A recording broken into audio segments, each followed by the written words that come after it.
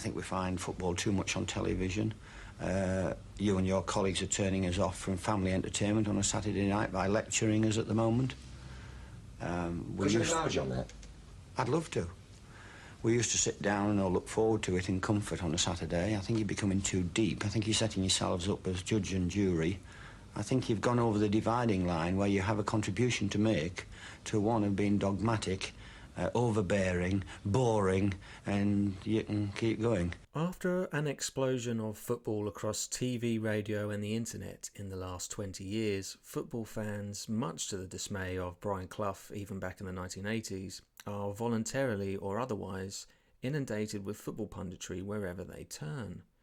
While I think it's fair to say that most punditry is as vacuous as Pablo Escobar's defense lawyer, it is generally harmless enough for the viewer. However, there are elements in the tribal on-screen behaviour which can and has led to football finding itself in some particularly dark rabbit holes.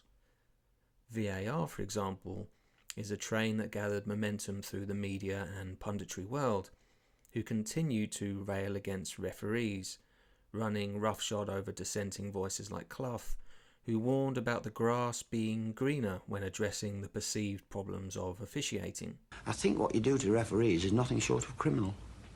I do, honestly. And I think the standard you feel that should be coming from referees at the moment is absolutely incredible. Because I've worked in your industry a little bit as a layman, and I've looked at one of your machines 24 times and still couldn't get it right. And that's what you do. Yes, but I must take you up on one thing there, Brian. It quite frequently proves the referee right. I don't think it's fair to say that every analysis pillar is a referee by any means at all. I'm not interested whether it proves him right occasionally. The point I'm making is that he makes a decision in 5 seconds, or 2 seconds, or 1 second, or whatever it is. Yeah. In the heat of a moment with 22 players, with 30,000 people shouting and bellowing, all I'm saying is you don't make that point strongly enough. It should be overemphasised how hard it is to referee a match. I think Jimmy has said that more than once this season, in fairness, Good. Brian. Well, let him get off the backs and let him keep saying it. This is a deep dive into why football pundits are generally so bad. Football punditry is a strange thing, consisting of a bunch of people gathered together to explain a group of physical actions that take place within the parameters of a fairly simple game that remains popular mainly because it doesn't really need explaining. Football generally rates as highly as anything else on TV, and while the games themselves can sometimes justify this, it is generally accepted that for a period before, after, and at half-time, some people will talk in an array of cliched meaningless sentences. This is presumably allowed to happen because it's just what we do, or we can't think of anything better. Pundits qualify for the roles initially, not based on their output particularly, but because they have played the game at a high level, and often for those who pundit less regularly, they are chosen because they have an affiliation with one or both of the teams who are playing that day, under the presumption, I suppose, that they will have a deeper insight into what is going on at that particular club. Now, this might not be such a big problem if players didn't spend the entirety of their career making sure they say absolutely nothing of any interest at all every time they are in front of a microphone. Having been media trained within an inch of their life, their primary role when dealing with the press is to make sure they do not say anything that could be interpreted, construed, or otherwise twisted in any shape or form as something controversial, or dare I say it, interesting. From the club's point of view, there are of course some valid reasons for this. However, to expect them to suddenly jump from the very definition of drab to media startlet because they retired seems at best unrealistic and really quite unfair. On the face of things, it makes little sense. However, there is no real evidence that the broadcasters are looking for someone to make this post-retirement jump even if they could.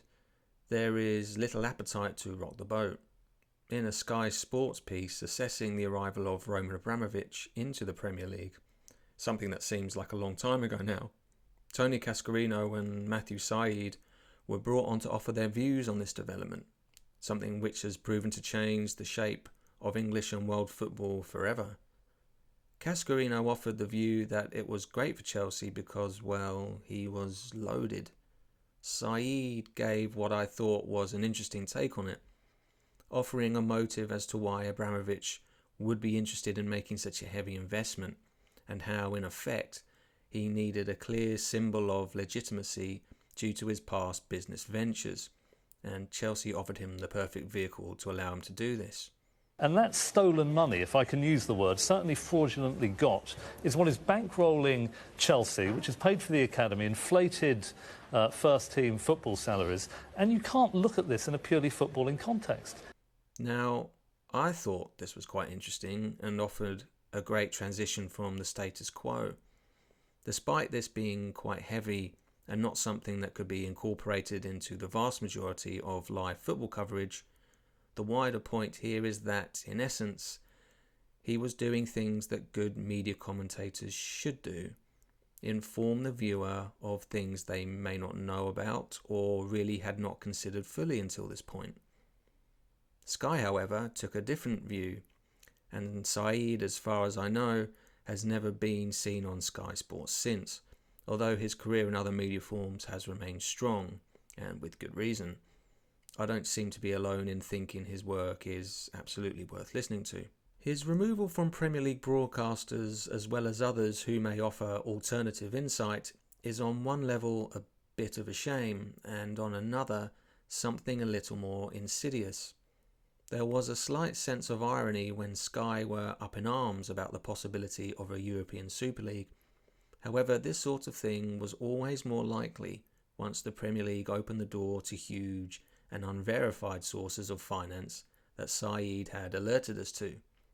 While Sky's position on the European Super League has a lot of merit, one cannot help feel that their stance may have been more credible had they allowed voices like Said's into their coverage at least some of the time, offering some acknowledgement of the drawbacks that existed within the world they were creating. And here is another fundamental problem with nearly all football punditry being carried out by ex-players. The game tends to be very tribal, and players are indoctrinated into this world. This has good things and not so good things about it, like any industry, but you would wager that generally it makes it harder for the incumbents to be seriously objective. Now, this may not be such a problem, as partisan comments are part of the game and have their own charm. The problem is that real insight, if that's what you are after, requires objectivity. Two names that often get mentioned as the sport's best pundits on British TV are 1. Michael Johnson, described here by The Guardian. The best thing about BBC's Olympic coverage is Michael Johnson, with his gravelly voice and a delivery as lyrical and mesmerising as Barry White. The former 200 and 400 metres champion is both wise and articulate. And 2. John McEnroe, described here in The Independent. Centre court is always a more interesting place for him. Wimbledon on the BBC is saved by its Americans, and McEnroe in particular. He apparently doesn't come cheap, but he pays your money and gets the best goddamn sporting pundit on TV. McEnroe is what sports broadcasting should be about, but so rarely is. Although these two have quite different styles and demeanours, there are common factors in their punditry. First off, they are highly charismatic. They are articulate. They are extremely highly regarded within their respective sports. And finally, they are both outspoken when they feel they need to be. But perhaps more interestingly, they are both Americans on British TV. This may just be a coincidence, but it may also have a bearing on their objectivity. While the coverage the two men both appear on is heavily geared to UK competitors, they are somewhat more detached from this general theme and offer more interesting insight as a result, able to veer away from the consensus if they feel it is legitimate to do so.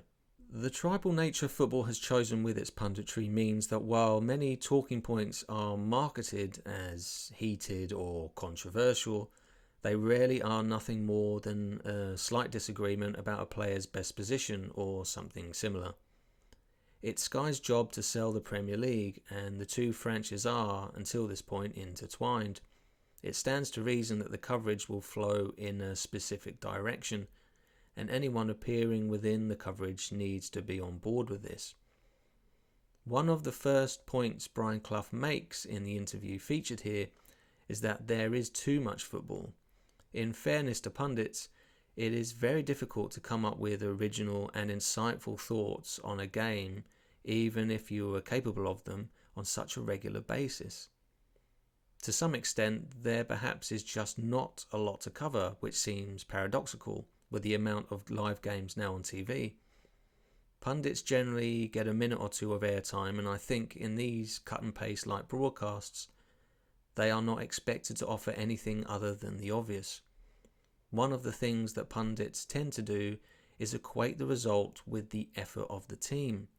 This seems to be a theme pundits fall back on. However, most people who have played the game will tell you that it's possible for two conflicting things to be true at the same time. You can lose and play well. You can lose and try as hard as you are able. The insistence that effort alone accounts for the result ignores the fact that there is highly skilled and motivated teams on the other side trying to do the same thing to you. Yet pundits seem almost disgusted that a team will fail to come out on top in any particular week, slamming their lack of pride in the shirt. In another video explaining how Brighton exploit their competitive advantages, I mentioned how Tony Bloom evaluates teams' chances of future success. It turns out that good scoring opportunities created is a reliable predictor of a team's ongoing success, and that actually the scoreboard, much to the contrary of popular opinion, is often not. This type of nuance tends to get trampled over in a pundit's quest for hard-hitting analysis as teams lurch between triumph and disaster week to week. Gary Neville is an example of a pundit who gets extended airtime as he appreciates these nuances in the game and rarely relies on the effort cliche as his go-to stick. The fact that Neville is catered for with extended airtime shows that this sort of thing is not lost on Sky either. So the question then becomes, why don't they do this sort of thing on more football shows? You could make the argument that it might be overkill, or that lesser games do not deserve the extended airtime. However, if TV companies could extend the live coverage in this way while maintaining ratings, they surely would, as the show will generally rate so much better than anything else which is coming on after. More likely here is that these types of pundits are harder to find than a dental appointment during COVID. A way to think about this scarcity might be to think about management. How many top-level players go on to become top-level managers? It's pretty few and far between. If we look at the Premiership right now, for example, you could argue that Guardiola and perhaps Arteta maybe, perhaps Pochettino fit the bill. And even here, without the anomaly of Guardiola, you could conceivably have one, such as being his influence on Arteta. The more interesting question to ask is probably how many really good managers were not top-level players? Overwhelmingly, this is the case throughout the game and always has been. What does this prove? Well, nothing conclusively, but in order to be a good manager, we know that you need to be a great communicator, shrewd, a student of the game and new trends, have superb emotional intelligence, have the courage of your convictions, and understand the wider context of any decisions you make. This is stuff that you would think also stands pundits in very good stead. There seems to be no guarantees beyond having a high media profile that being a top-level player is a byproduct of these traits. In fact, as a general rule, it might be closer to the opposite. So, in essence, we have the situation where there is wall-to-wall football with pundits apparently required on every broadcast, whilst having a scarcity of good pundits? Well, if you're going to do this, you're going to get a lot of bad punditry. And with more bad punditry tends to come more tribalism. And you could, I think, make the argument that tribalism brings its own issues and almost certainly played a role in ushering in VAR. Referees, for as long as I can remember, have routinely been berated by players, managers and pundits alike, all of whom, with seemingly very little exception, espoused the need to bring in technology to help referee games because there was just, in their words, too much at stake. There was, as I recall, very few voices like Brian Clough questioning this, and now we have it. Pundits are routinely outraged by its existence. But there is one piece of pundit cliché in particular that stands out to illustrate not only the difficulties of implementing something like VAR, but also the dysfunctional nature of punditry at the same time. And this is the immortal words, "If that was anywhere else on the pitch, the referee would have given it." What I think Brian Clough was alluding to is that refereeing decisions are subjective shades of grey. The problem with VAR is that we are trying to make all decisions objective.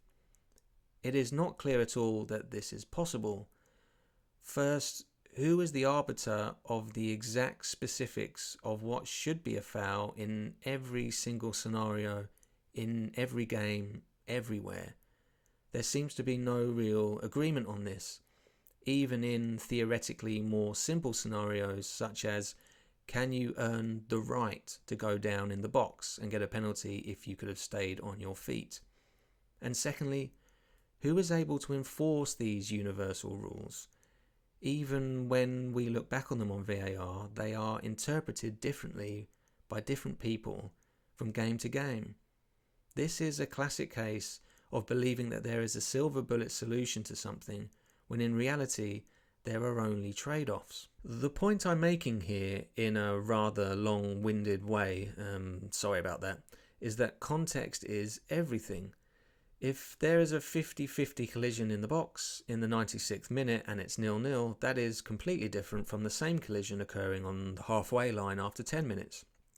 It would be folly to assume that the same process goes into these two decisions, despite the fact that, logically, it seems that it should. Had the attacker overrun the ball anyway? Were there any other attackers for the player to pull the ball back to, even if they had reached it? Etc., etc. These things are all part of human nature in trying to ensure that any punishment fits the crime, and a fuller context is processed by humans better than any technology currently available. So when pundits criticise referees by saying things such as, if that was anywhere else on the pitch, the referee would have given it, there is an argument to say that this is actually good, not bad refereeing, as they are doing the very thing VAR is incapable of, assessing the wider context of any given situation and coming to a more reasoned conclusion. A YouGov survey in 2020 stated that only 1 in 25 football fans believe the introduction of VAR has worked very well. Despite the drawbacks of VAR, there are no doubt more technically correct decisions being made. One has to ask the question, however, does that make it worth it? Would we have seen different league standings if VAR had not been brought in, for instance? Is it worth this apparent slight increase in accuracy to then have to wait to celebrate a goal, or for innocuous actions resulting in penalties, or for us to have to listen to tedious debates about what a natural place to have your arm is, as if anyone really knows? None of this seems clear, and that's kind of the point. It never will be. The idea that the same incidents in two different matches could be refereed with two different but logical decisions is something we have been told is fundamentally wrong. Pundits in particular seem unwilling to contemplate that this idea has any merit, but whisper it. It might make the game better for everybody.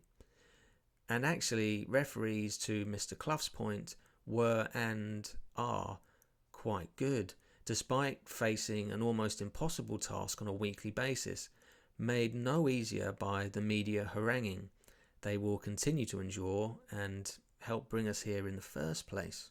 So where does this leave us? The major media outlets have no real incentive to change anything in terms of punditry, as the game itself covers up for many of the shortcomings that exist here. The question really is there an opportunity to do something else with this coverage, or to attract new audiences with alternative views or styles? Well, not really. This seems unlikely due to the saturation that exists of football within everyday life already. In the Wrexham documentary, something I have used a few times as examples in my videos as it tends to be pertinent, it is actually Ryan Reynolds' lack of football knowledge which charms the viewer. This angle of non-fan to new fan is a possibility perhaps to explore because it strips the game down to its fundamentals, taking us back to a perhaps more simple, coherent and joyous outlook of the game, free from outrage and over-analysis. Much to Brian Clough's point, less is actually more. So as new media deals come into play over the coming years, bringing more coverage and more commentary across all forms of media, it might be wise to think that punditry generally is not going to get any better anytime soon. Thank you everyone for watching this video and getting to the end of this video. There are others on the playlist which you can see. Feel free to comment and subscribe, and I'll see you on the next one. Thank you. We're now not going home and enjoying it. We're not seeing as much football as we should, and we're getting too much of that, and I suggest you shut up and show more football. Now, if that's not in a nutshell, I don't know what is. But I think we do show the football, you see, and I think that if the football's a 0-0, well, then we show a 0-0, as we did last Saturday. Good lad.